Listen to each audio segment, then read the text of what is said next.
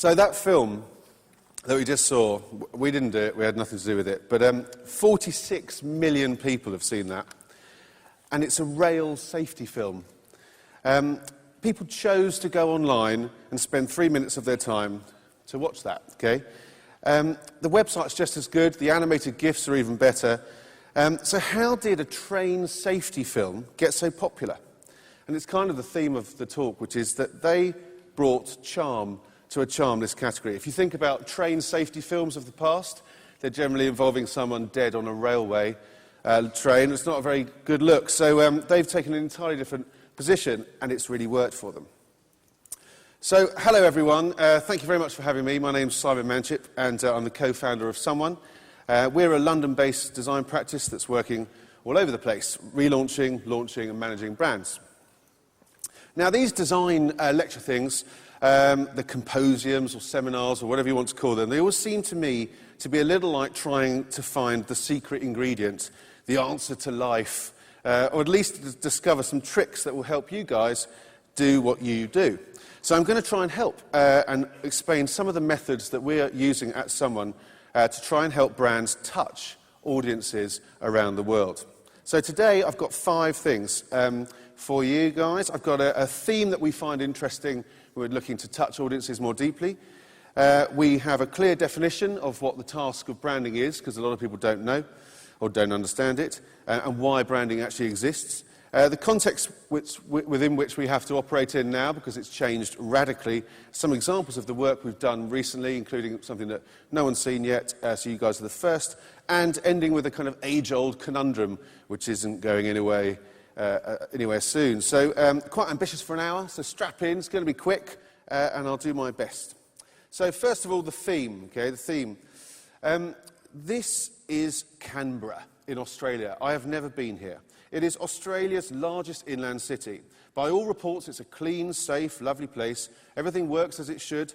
But it's often been voted the dullest place on the planet. Okay? People have a very high quality of life. Lunch is nice by the river. The view of the mountains is pretty. But even the licence plates of the cars in Canberra say, Canberra, it's not that bad. Okay?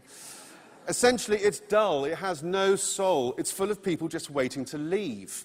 Apparently, the most exciting thing in Canberra is on a Friday night where everyone gets in their car, they cause a traffic jam because they're all going to Sydney.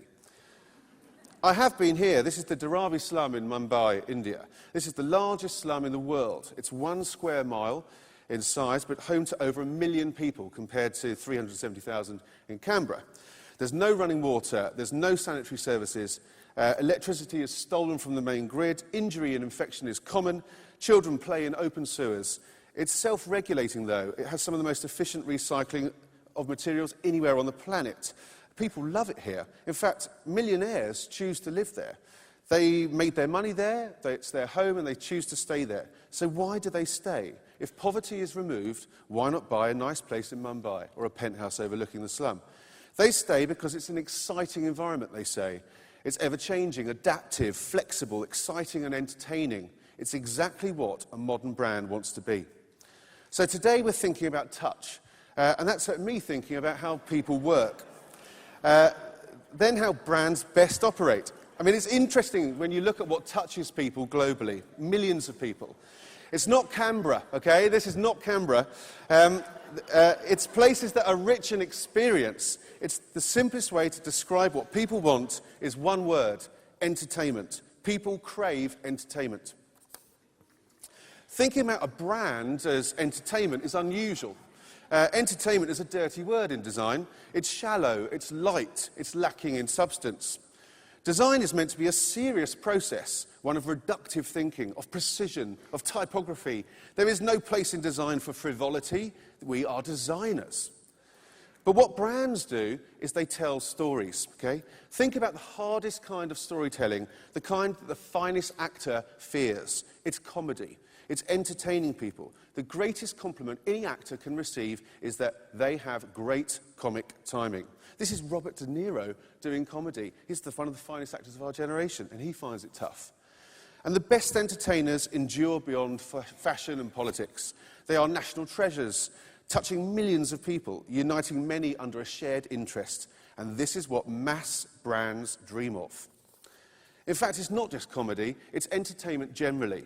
They cross over from side act to dearly loved icons. And given the right platform, entertainment is a globally transportable system that can be recreated locally all over the planet. These people connect and are loved by hundreds of millions of people. They create fans, not just customers.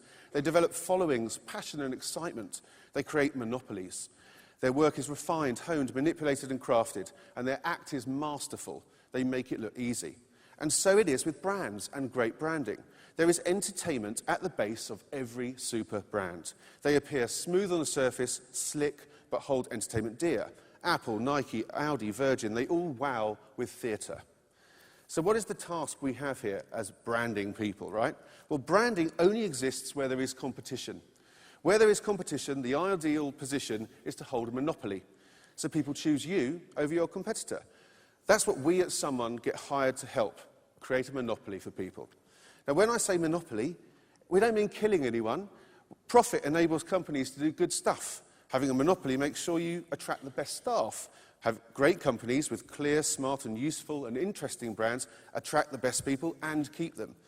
That's a business advantage. Being the best place with the best relationships means you have a monopoly on the market. So it is my belief that the best big brands are the ones that touch you, move you. Now, it's not really appropriate for all brands to move you. I do not want a margarine to make me cry. But I'd be very happy to find a margarine that would entertain me. Now, great brands give people what they want. And it's particularly effective when you don't know you want it yet. I mean, who wouldn't want this? I've never asked for a pole dancing rabbit, but now I've seen it, I'd like another. The context we have to work within has changed radically. Branding is often seen as a series of harsh, unflinching principles. Is it on brand? Sir, yes, sir. How do we know? We don't, sir. We just follow the guidelines, sir. This is not useful. This is the sort of thing that makes you want to blow your head off. And most marketing directors last around 2 years, and at the end of their tenure, that's precisely what they want to do. Marketing can be much more fun, much more simple, much more effective. In creating an advantage and ultimately a monopoly, you just need to attract attention, like this guy at the top. He's using emotional connectivity on his audience. And most of all, he's entertaining. Just like this guy, he is using human understanding to gain an advantage over the competitor. Traditional marketing agencies are always talking about reach, of how many eyeballs they reach, how many consumers they reach, how advertising is reaching for millions. And yet that's a desperate error. To reach is to fail to touch. It's a miss, not a hit. Great brands are touching millions, getting direct feedback and data, and that data is gold dust. To touch the masses, there is one core ingredient required: an idea, an opinion. This diamond skull is weird, but it's easy to explain. It's instantly understandable. It's entertaining, headline-friendly, and a doddle to share. It's very rewarding to see firsthand as well. And unlike traditional art, this is designed. This is created to share, created to sell. It's a very potent mix. The thing is, it's really hard to do good commercial, creative work in a digitally connected age. The internet not only entertains the notion that people are actually interested in what you have to say, it encourages people to comment, and is essentially the perfect channel for complaint. If you go things about the wrong way as a brand, the internet can appear as if it's only populated by very, very angry people. The numbers of people able to voice an opinion on the actions of others have dramatically increased. This is a real challenge for anything new. It gets shut down fast. Huge brands have got it wrong and been forced to backtrack. But why? Because this rebrand is charmless. It has no purpose. It's a designer having a fiddle.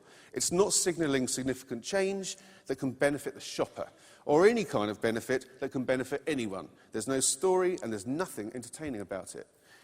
And this is continuing to happen. Late last year, the University of California undertook a rebrand in-house. They came up with a really optimistic, cheerful, friendly new look, which was nothing wrong with it at all.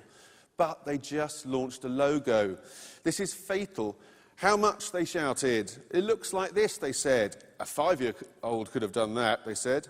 So people had nothing to hang their hat on. There was no story, no choices, just a logo. So not surprisingly, people messed about with it, poked fun at teacher, and said it looked like the back end of an elephant. This is a real shame. They ended up with this, and this is blanding, not branding. Brands need opinions, they need principles. But most companies are fearful of principles because they divide the room. They cost money. But if you get them right, they create a monopoly and they drive sales. John Lewis in the UK does have to refund people's money because they say they are never knowingly undersold. But they make more money because they stand by their position. It's not a positioning, because that's marketing and therefore evil. It's a position, an opinion they hold dear. So how do you do anything interesting at all? With the ability to self-publish, with the belief in entitlement to say what you want to say, and effortless global reach. How do you touch people rather than simply reach for them? The thing is, brands traditionally annoy people, okay? You're on a bus, you see an advert. It's an advert for dog food. You're on a bus. I can't buy dog food, I'm on a bus. I don't even have a dog, leave me alone. It's just advertising, and it's annoying, okay? So what we need to do is remember that it's important to be truthful, but it's vital to be interesting, like this bonkers dull banana ad, okay?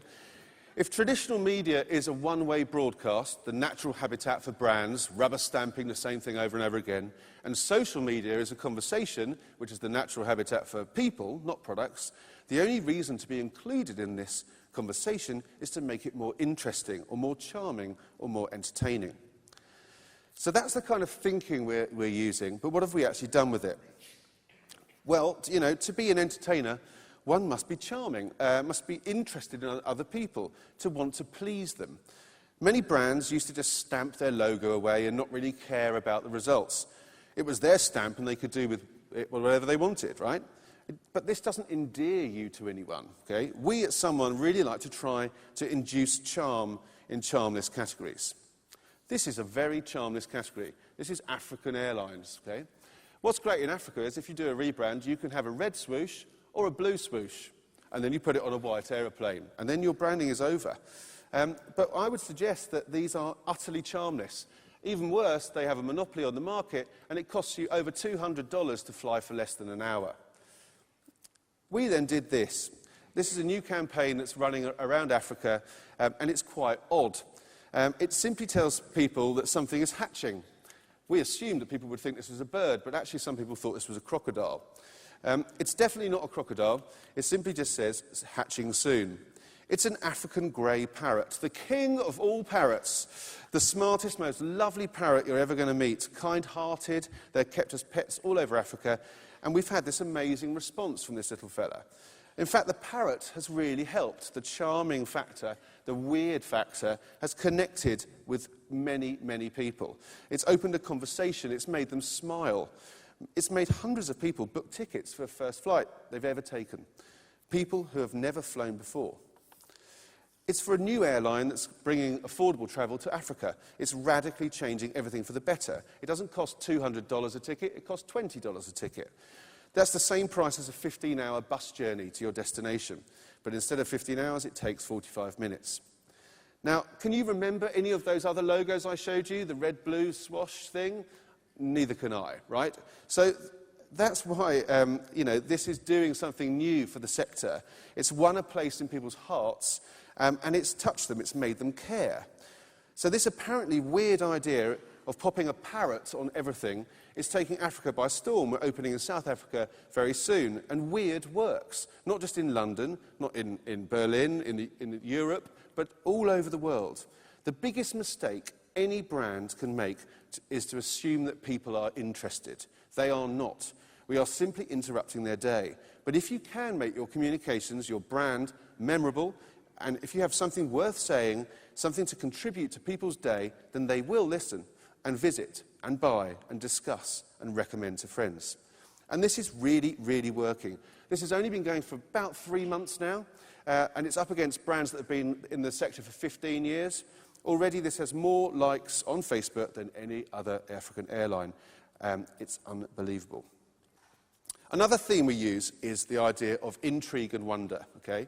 J.J. Abrams has entertained millions of people by keeping them hanging on. 115 episodes of Lost over 6 years. That's one hell of an engagement program. Branding is traditionally obvious, right? You burn it in the back of the cow, that's your cow. That's why it's called branding, folks.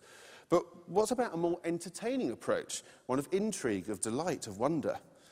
This week, we're launching a new brand in the UK for a new advertising agency. It was originally called Monster. And we thought it would be interesting to focus not on the scaly skin or the claws or the bolts in the neck, but where the insanity lies, in the eyes. And our eyes are really amazing. These are animal eyes, hundreds of muscular strands that work in unison to help focus. But they're weird. Look at the bottom left one.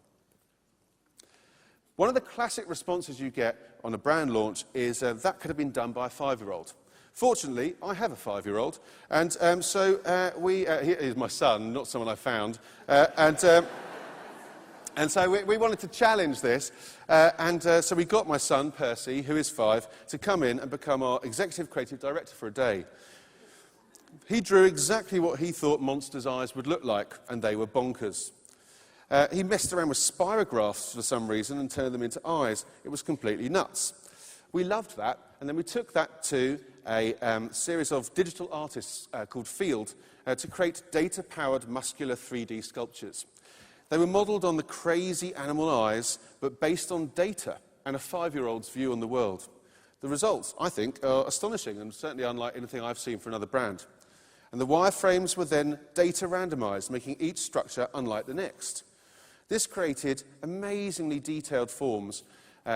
This is a side view of the sculpture. But when you view them from the front, they make amazing, unique iris designs. And of course, like eyes in real life, each eye is unique, because it's a bit more fun that way, a bit more entertaining. The playful visual identity informed a tone of voice as well that made things even more entertaining and certainly more memorable. The graphics are in permanent beta. Just like the agency, they change and they adapt to the challenges that confront themselves. And we play with the audience and help tell the story of a visually led agency. One that believes in doing the work that looks you in the eye, that is truthful. It's a new agency, and being a start-up, they had a change of heart halfway through the process, before it launched, and they changed their name, which was a bit of a worry. So they're not actually called Monster anymore, they're called Big Eyes, which better explains their visually led approach and came directly from the visual brand identity. And that was cool with us, and that's made it even better. So we're very happy for it to just be pure entertainment, just to be decoration on a mug in a meeting room.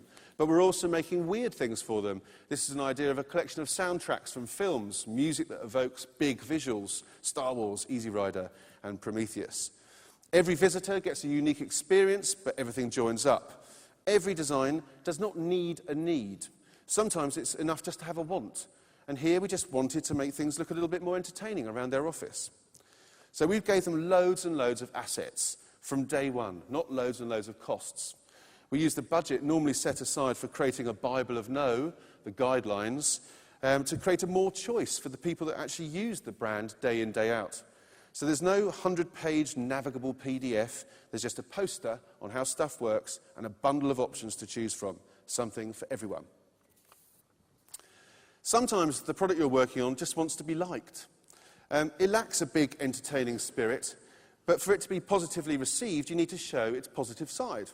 It's warmer ideas. Sometimes taking a visually entertaining approach, you can help better connect with the audience and surroundings. This is a big glass and steel building, and we were approached to create the new branding, the advertising, brochures, communications for this. It's one of London's hottest new properties in Hammersmith. They need to rent it out to a top blue-chip company and make it easy to navigate, easy to communicate, and connect with the local community. But how do you help a big glass and steel building touch a community positively and attract smart tenants? Well, we looked at the building and took its strong angular look and parallel lines and isolated them. These lines were cool, and you could actually draw the building just using a fairly abstract and reductive set of them. Then you get all those lines in a row, and you make a rather nice pattern. And the pattern, with a few bright colours, can be very useful to create some entertaining promotional materials. In fact, this pattern is actually really useful for the design inside the building, so that people don't bump into the glass. There's nothing worse than being in a hotel with a logo stamped and stamped and stamped on your cappuccino, on your slippers, on your everything. This is a more intelligent way of branding things. It reminds you that you're in that building, but it doesn't patronise you and isn't repetitive. We even designed a typeface that had dissolvable details. Each line here on the screen is actually 2 lines, and as they get smaller, they merge, so the detail drops away, a notch at a time. Same in print. You can use it small, still readable. You just need to trust it and relax. So it's a very visually entertaining typeface, and that helped lift the brand applications to be more desirable, to make people want to find out more, which is not really the case you often find with a building. We introduced little design details to demonstrate that every part of the project had been considered, just like the building. That helped make everything a little more bespoke, a little more ownable. Then we had to tackle this, a whopping great hoarding that surrounded the building for the following year. Our favourite approach was to create a lenticular hoarding. This would give people the chance to see 2 things as they drove or walked past it. This was so cool. As you walked past it or drove past it, you saw some graphics on one way, images that connected just at the right moment when the parallax came true.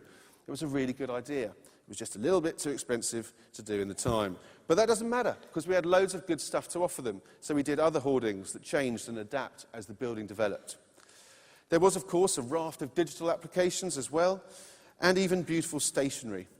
There's a lovely brochure that was given to the blue chip opportunities, and we found an interesting thing with scanimation. Scanimation is when you put slots in something and drag it across another thing that's made out of slots, and you get these animations that look a bit like this. So this was the cover. As you pulled off the brochure cover, different things changed. And depending on who you were, you got a different animation. So we created a raft of things for them from a very generous point of view. We didn't spend hours on endless guidelines. We gave people lots of good stuff that was useful. Bespoke typefaces, patterns, colour systems, brochures, animated covers, hoardings, online, offline, between the lines, everything you can think of. It's a whole world of actions that the brand can use to build its reputation.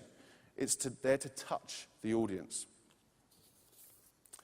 We call this kind of approach a brand world. It's a whole world of choices to help keep people interested and to make things ownable and connected. They're more engaging. They encourage people to get involved. When you trust people, they generally respond positively. They rise to the occasion. Some people will muck about, okay? But you can see that pretty quickly, and you can do something about it. Creating a new logo is what designers dream of, but not what companies dream of. It's actually a company's nightmare. Logos are what designers want to create, not what the public wants to see. And logos are not traditionally great ways to touch the majority of audiences. So what do you do? Well, we really like this idea of creating things that demonstrate that you're listening, okay? Which I'm sure you're not when that's on the screen. And so we created this for Accenture, which is a cloud-hosted pattern maker that is based on visiting companies' data. So they have an innovation centre in London where they invite the top-level people from businesses all over the world to come and kind of invent new futures for their business. And so we wanted to open a conversation with those people. So we created, with Field again, a system that enabled the data that was publicly available, whether it's your share price, whether it's your social influence or your market capital, to create a different seed. Now, each of these seeds is entirely different based on those variables. And they change. Because it's data-fueled branding, it changes every second. So these were up around in the room and in the building as people came in. And so they changed as the day progressed. And they were brand-specific and very adaptive. So each brand kind of got their own landscape. So whether you were Barclays, Aviva or Virgin, the pattern was entirely unique to you. And your challenges, most importantly, were put on screen. So it enabled very sensitive questions to be asked. It touched the audience more deeply, which enabled them to actually get more deeply involved in the projects at hand. And it was made personal. These were the invitations that were sent out to everyone. Laser-etched wood panels, of course. But they were also worked as part of a bigger group. So when you got your invitation, it felt personal. But when you were part of the group doing the day, you saw that you fitted as part of the large organisation, in this case, Tesco. The data allowed things to change all the time, so that wherever you were, the pattern changed depending on the part of the building you were in. We even made business cards that were fueled by the phone numbers on the business cards with data that changed the pattern accordingly. So everything is really flexible. It's totally cohesive. It's clearly all from the same place, but it's very conversational. It's opinionated because it's talking about data, and it's logo-free. It's very effective. It not only attracted new clients, but it converted them into millions of pounds worth of new business. Another idea is, if you want to touch people, is to connect with them. And that's probably the best way to connect with them is to try and be lateral, not literal, to stimulate curiosity. We rebranded the National Maritime Museum in London, the Queen's House next door, the Planetarium up the hill, and the Royal Observatory next door. Now, sometimes when you're working with a large organisation, they really, really want a logo, okay? And that doesn't mean that you have to give them a boring, one-dimensional, unentertaining logo that will fax nicely. Who the hell uses faxes anyway? Remember, we want to give people more, not less, so what can you do? Well, what we did is we over-delivered. We created a CGI water splash that looks amazing large and beautiful small. And most of all, it opens up a conversation with the audience about why the place exists. Not many people in London say the word maritime at all, so to get a conversation going was quite a challenge. But what it celebrates is the sea. That was the big thing that unites all of these sites. It allowed people to navigate the globe. It would have been really easy to do a logo of a ship, of a clock, and a crown. But if you can make it look good on a mug, you can make it look good on anything. And the Royal Museums in Greenwich are united by the sea, the river, so water is key to understanding the history of the place. It's a World Heritage Site, so we used water everywhere to unite the many parts. And there's some hidden stories in there as well. These are the Seven Sisters constellation, specifically for the Royal Observatory, so that when they are presenting it, they can say, oh, have you spotted the... oh, you have, right. It's instantly useful as well. It's not a logo that needs to be learnt. It's a way of connecting signage and sites. It's clear. And it's very visually strong. It joined up all the elements and created very desirable merchandise. The shop is actually now inundated with requests for this shirt. This shirt was actually designed for the public, but the staff like it so much, they steal it and they use it as their uniform, which is the ultimate compliment. So this site, since the rebrand, has had more visitors than they've ever had in their entire history. And they've created more funding and generally become a far more successful organisation because they went for a slightly weird approach, a more entertaining approach. One of the challenges that we face daily is working with very large corporations. How on earth do you get them all to agree? Okay? Sometimes it's useful to try and look at a system that is as creative to get people to agree as it is creative in getting an end result, a visual result. So here, we wanted to create fans, not consumers, and we wanted to unite many people, and this was for the Olympics. So for London 2012, we looked at what people had done in the past, and we wanted to do something different, naturally. We were asked to create 57 logos for 57 sports. And we had about 10 clients per sport, so it was quickly getting into the kind of 600 clients. So how do you avoid cultural cliche, boomerang for Sydney, anyone? Or something that's rather static at the top and looks kind of a bit, toilet door. So we wanted to create a system that people would understand. So we said, oh, you know your typeface that you've got, the DNA of the visual brand identity? We've taken it apart, and those shards on the left-hand side there, or sorry, my right, left, that side, they are part of the typeface. So what we want you to do is you tell us the best sports picture of the best sportsman in the best pose for your sport, and we'll overlay those shards. So we overlaid those shards on the best icon of the sport, which gave us something like that. And then, of course, gave us something like that. So the great thing was it was the quintessential example of the sport made into a symbol. And people got it. We did not promote that system. We weren't allowed to promote that system. But people naturally got it. So ESPN started talking about, oh, is that LeBron? He's like the coolest one. Oh, it is. And people really got it. So we really chased the opportunity here. So after doing that for 600 clients, we thought, let's do it again. Let's chase the opportunity, not the money. And we wanted to do it all over again, but do it for large-scale applications. So the London Underground, icon of London, applied to the pictograms, created an entirely new look. And that was great because we knew that when it was going to be presented at the Games, it was going to be presented big. These are not visuals, these are the real pictures that my brother took when we went to the Olympics. And they were vast, but so if you'd had a big static silhouette up there, it would have looked very boring. But in this case, it was more intriguing, more entertaining. It wasn't immediately clear what was going on there, and that was the idea. It looked great everywhere, and particularly when it was 6 stories high, and everything connected. So we didn't create any of that stuff. We created the icons, and then they were created by other people. And that we thought was a real success, because it all joined up. And there wasn't kind of terrifying, exhaustive guidelines, Bibles of no. There was a series of what-ifs, and wouldn't it be great ifs, and how-abouts, which were more inspiring. So everything connected, it remained interesting on its own level, and it was applied by many, many different authors. Another thing you can do, if you want to touch people, is find entertaining moments that you can own. Positive aspects of a conversation that are hard to replicate or copy. If you brand those intelligently, they become very socially connective. So for Telefonica, we created 2, which is an app and a voice over the internet system that was based on gestures. So the gestures we took to a totally different level, created typefaces and backgrounds and systems that enabled people to use and kind of mirror the idea of gestures. When we rebranded Tottenham Hotspur, we went straight back and owned history, the lily-white history of Tottenham Hotspur. When we rebranded all the Valio packaging, Finland's largest co-op dairy system, we owned the seasons. This is the pack that is on your table every day for the entire year if you're a family in Finland. But why the hell does it have to look the same all the time? It doesn't, not if it follows the seasons. So it tracks along that landscape and changes with the seasons, so you're constantly being reminded of how lovely it is outside.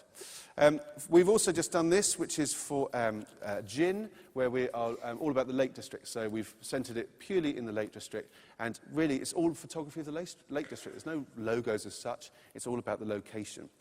We've also owned kind of artistic moments in time. So this is for a new multi-purpose place in Islington, galleries, all sorts of stuff.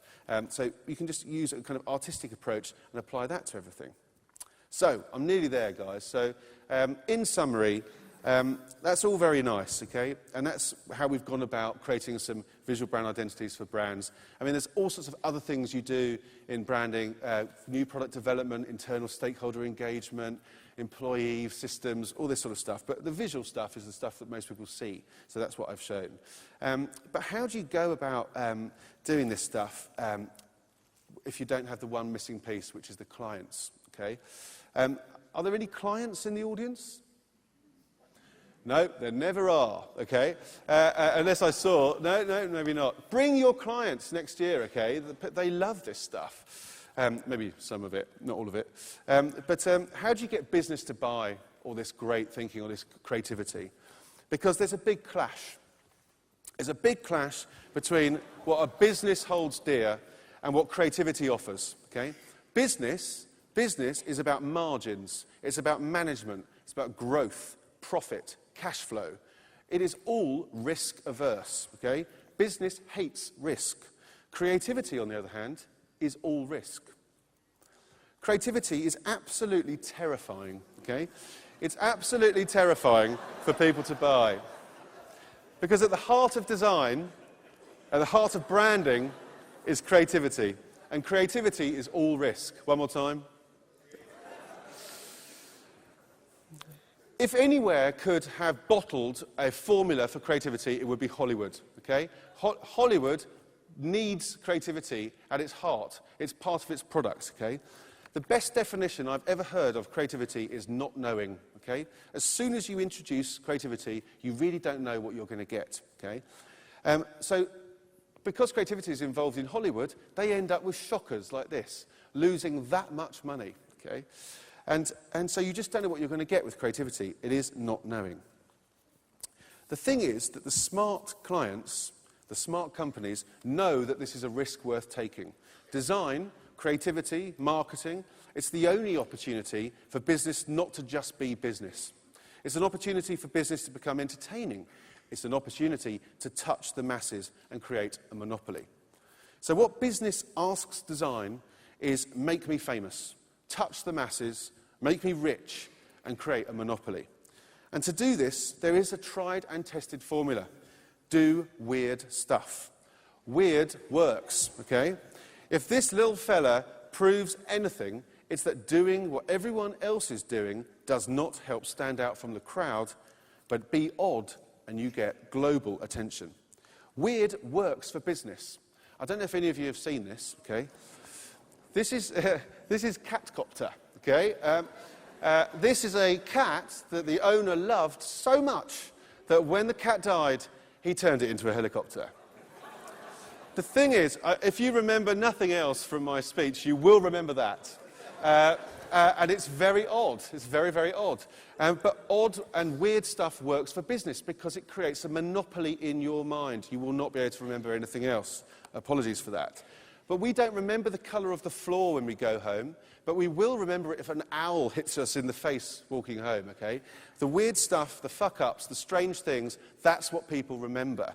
So weird works to help brands create monopolies. So what we really need to do in branding is to make people more interested, right? We need to make them more informed. We need to make them more likely to buy the product. We need them to want to work with or use the service that you're working with, right? If you remember that you are not in the design business, but you are in the people business, things get much easier. You are there to create a monopoly, and shouting louder than everyone else just doesn't work long term. You need work that is weird, right? You need work that is charming or funny or interesting or informative. But at the heart, you need work that is entertaining. Now, any great entertaining work can be undermined and dismissed before it's made, okay? This Guinness ad, widely discussed as the finest ad of the decade, could have so easily been thrown away by a careless client, okay, or a stupid creative director. A goofy surfer with a gappy smile, no drinking shot, Moby Dick, horses jumping out of waves. It's one of the craziest scripts you'd ever meet, but of course it worked brilliantly. It worked absolutely amazingly and created a monopoly for Guinness.